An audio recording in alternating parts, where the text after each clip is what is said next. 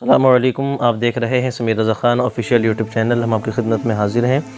سارے مومنوں کی، ساری دنیا کے انسانوں کی ماں حضرت حوا رضی اللہ تعالی عنہا سے متعلق کچھ باتیں آپ کو بتائیں گے، بڑی دلچسپ باتیں جو آپ کی معلومات میں اضافے کا سبب بنیں گی اور آپ نے پہلے نہیں سنی ہوں گی۔ بات شروع کریں اس سے پہلے چینل کو سبسکرائب کر لیجئے، بیل آئیکن کو پریس کر لیجئے تاکہ اسی طریقے کی ویڈیوز آپ کو آئندہ بھی مل سکیں۔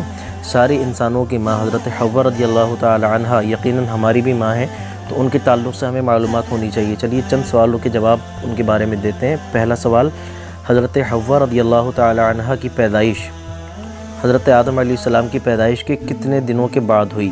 پہلا سوال۔ دوسرا سوال، حضرت حوا رضی اللہ تعالی عنہا کی پیدائش کہاں ہوئی؟ تیسرا سوال، حضرت حوا رضی اللہ تعالی عنہا کا نام حوا کیوں پڑا؟ چوتھا سوال، حضرت حوا رضی اللہ تعالی عنہا کا قد یعنی کہ لمبائی کتنی تھی؟ پانچواں، حضرت حوا رضی اللہ تعالی عنہا کے کتنے گیسو تھے یعنی کہ بال تھے؟ چھٹا سوال، حضرت حوا رضی اللہ تعالی عنہا کی وفات حضرت آدم علیہ السلام کی وفات کے کتنے دنوں کے بعد ہوئی، یا وہ وفات کے کتنے سال کے بعد تک اس دنیا میں رہیں؟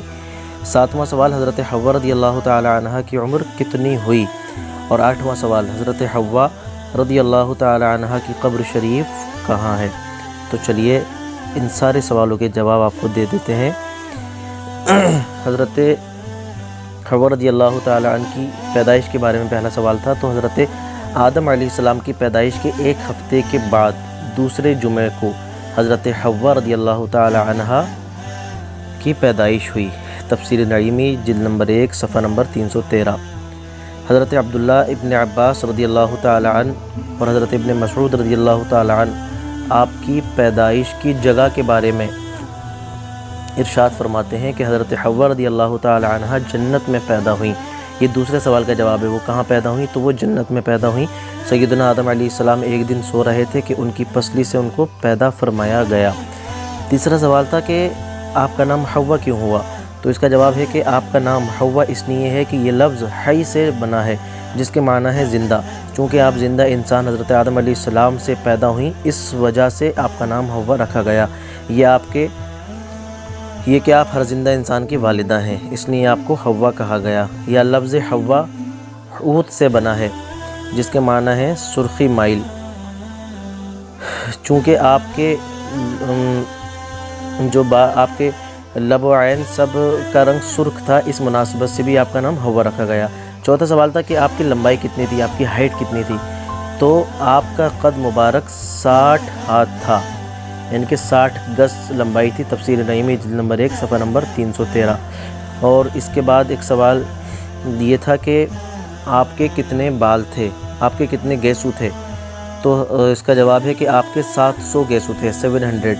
معارج النبوہ میں اس کا حوالہ موجود ہے۔ اور ایک چھٹا سوال تھا کہ آپ حضرت آدم علیہ السلام کے بعد انتقال کے بعد کتنے دن دنیا میں زندہ رہیں؟ تو اس کا جواب یہ ہے کہ حضرت آدم علیہ السلام کے وصال کے بعد 60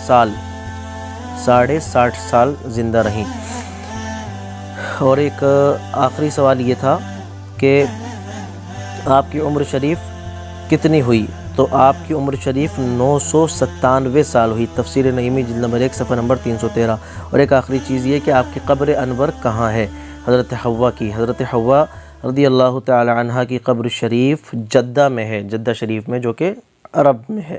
تفسیر نعیمی جلد نمبر 1 صفحہ نمبر 332۔ آپ نے یقیناً یہ معلومات پہلے نہیں سنی ہوگی، اور آپ کو پسند آئی ہو تو اس کو آگے شیئر بھی کیجیے تاکہ اور لوگوں کی معلومات میں بھی اضافہ ہو۔ اللہ تبارک و تعالی ہمیں اس پر عمل کی توفیق دے، آمین۔ اللہ حافظ۔